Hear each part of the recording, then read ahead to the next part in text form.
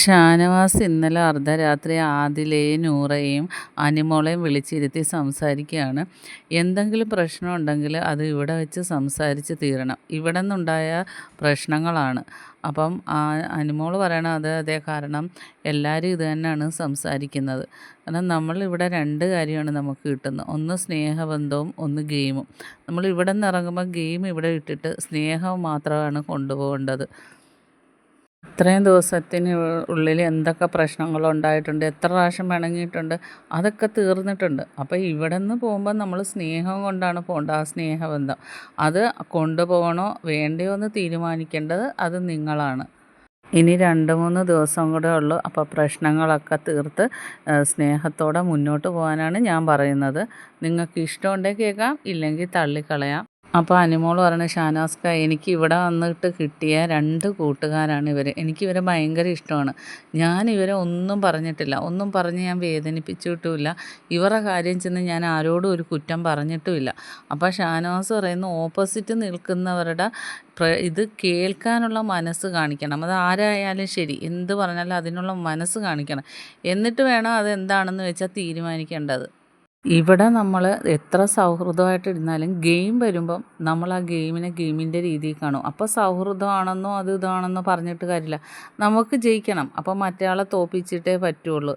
അപ്പം നമ്മൾ ആ ഒരു ഗെയിമിൻ്റെ ഭാഗമായിട്ട് അങ്ങനെ കളിക്കണം. അത് കഴിഞ്ഞ് ഗെയിം കഴിയുന്നതോടുകൂടി ആ ഒരു രീതി തീരും. അവിടെ നമ്മൾ സൗഹൃദം നോക്കത്തില്ല. ഗെയിമാണ് നമ്മൾ ശ്രദ്ധിക്കുന്നത്. അത് കഴിയുമ്പോൾ അത് തീരും. അല്ലാതെ അതിൻ്റെ പേരിൽ നമ്മൾ വീണ്ടും പിണങ്ങിയിരിക്കുകയല്ല ചെയ്യേണ്ടത്. അതിൻ്റെ പേരിൽ ഒരു പ്രശ്നം ഉണ്ടാക്കുകയല്ല ചെയ്യേണ്ടത്.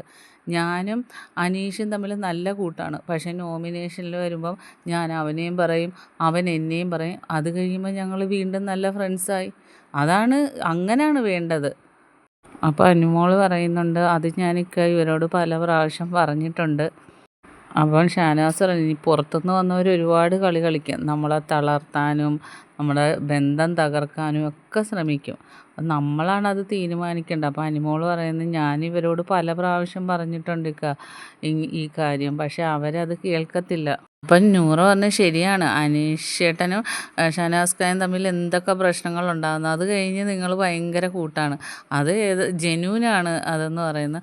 അപ്പം ഷാനവാസ് പറഞ്ഞത്, നിനക്കെതിരെ ഞാനൊരു ഗ്രാഫിൻ്റെ ഇത് പറഞ്ഞപ്പം ആദില എന്നെ എന്തൊക്കെ പറഞ്ഞെന്നറിയാം. അപ്പം ഞാനും ഇവളെ അങ്ങോട്ട് വീട്ടുകാർക്കും ഒക്കെ പറഞ്ഞു. എനിക്കതിൽ വിഷമമുണ്ട്.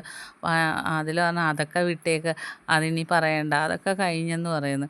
അപ്പോൾ ഉടനെ അനുമോൾ വന്ന് ആദിലയെ കെട്ടിപ്പിടിക്കുന്നു. അപ്പം നൂറ പറയുന്നു സോപ്പിംഗ് എന്ന് പറഞ്ഞപ്പോൾ സോപ്പല്ല ഷാമ്പു ആണെന്ന് പറയുന്നു. അത് കഴിഞ്ഞിട്ട് നൂറയും കെട്ടിപ്പിടിക്കുന്നു. അനുമോൾക്ക് അതാണ്, ആ പിണക്കം അപ്പം തന്നെ മാറും. പക്ഷേ ഇവളുമാരങ്ങനല്ല. ഇനി കുറച്ച് കഴിഞ്ഞ് ശൈത്യം എന്തെങ്കിലും പറയുമ്പം വീണ്ടും ഈ കാര്യമൊക്കെ പറയും. അനുമോൾ ഇങ്ങോട്ട് വന്ന് സോപ്പിട്ട് അവളുടെ ഗെയിമാണെന്ന് പറഞ്ഞ് വീണ്ടും അനുമോൾക്കിട്ട് തന്നെ കുത്ത് കിട്ടും.